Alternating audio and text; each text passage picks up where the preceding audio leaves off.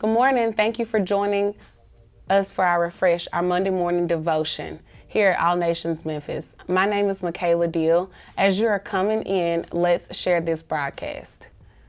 The topic for September for our morning devotion has been faith. My topic that I'm going to cover for us this morning is faith for the future. Faith is the things that are hoped for and evidence of things not seen. This comes from Hebrews 11:1. This means you can still believe in something and not see it just yet. For example, you may be believing in faith for a healthy body or a doctor's report.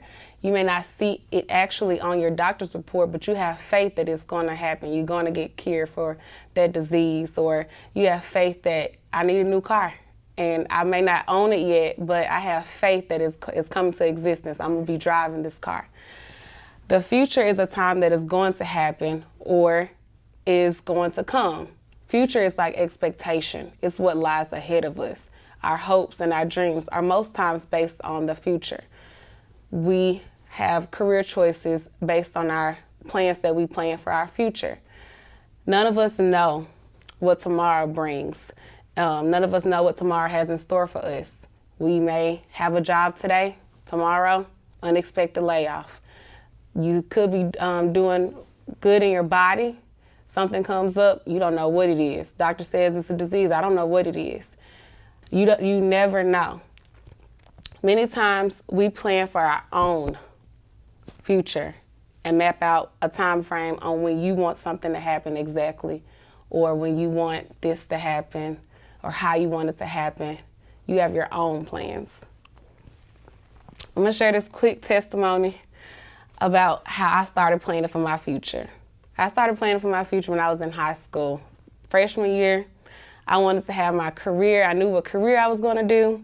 I knew when I wanted to finish school, what time, by the age, and where I wanted to go to school at, and when I wanted to get married. I had it all mapped out in my journal. I did go to school, but not the school that I intended to go to.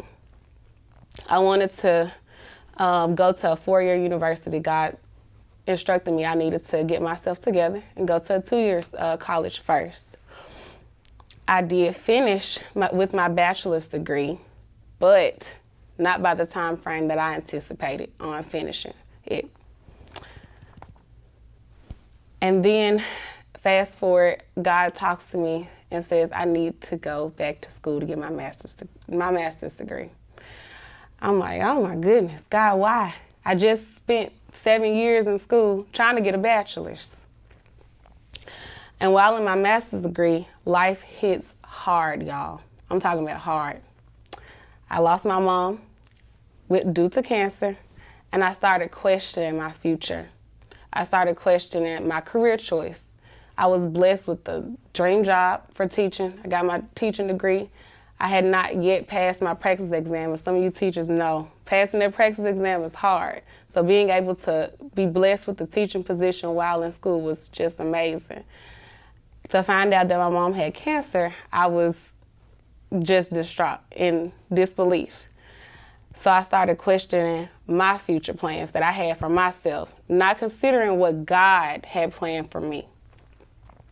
When I went through my grievance season, the Bible verse, Proverbs 3:5, rang really in my spirit. Trust in the Lord and rely confidently in the Lord with all your heart, and do not rely on your own insight or understanding. Reminds me that my future is in God's hand. You have to put all your trust in the Lord, because we know where our future will be with Him.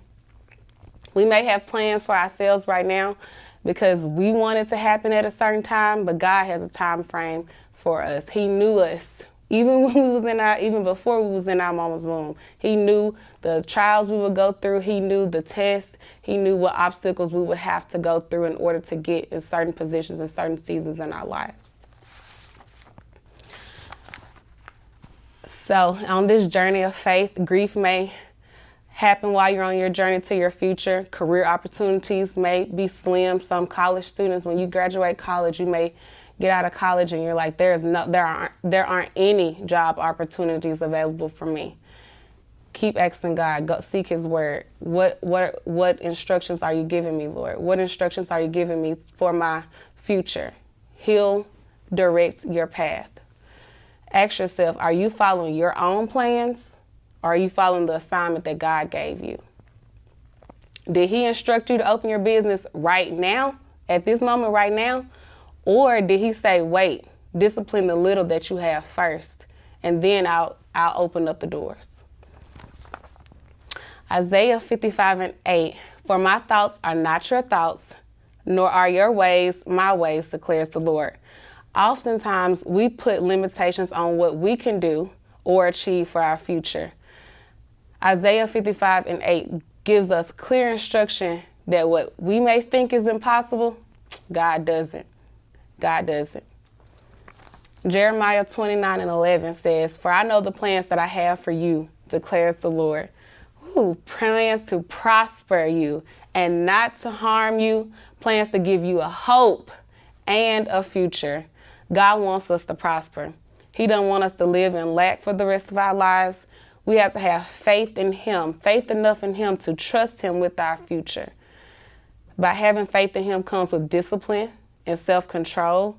If that means you have to manage your shopping habits, who you communicate with in order to save, or in order to be at a position in order to have a future that God has for you, you got to have self-discipline. So, first thing first, like me, pay your tithes. That's number one. Paying your tithes. Diet changes. Those are small self-control disciplines for you. First, in order to be able to prosper, we must understand the assignment God has given to us. Regardless of your current situation, God still has a plan for you, and it is to prosper. It may look like situations are overtaking your life and you can't see a way out of your situation. God is still going to prosper you. I'm going to leave you with 3 notes.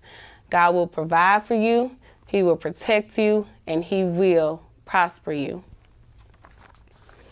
I hope this devotion has blessed you all. I'm going to close us out with prayer. Father, thank you for this time of refreshment. Open our hearts to receive and apply it to our lives daily. Let the words that I have spoke come across and bring life to someone's journey, and bring forth healing, provision, and clarity. I pray that everyone listening to this devotion will be clear about their future. Now it's time to sow. And let's sow a seed of $5 so that we can, I got it from Proverbs 3:5, trust in and confidently rely on the Lord with all your heart, and do not rely on your own insight or understanding. Thank you for joining us. Join us again next week for another morning devotion. Bye.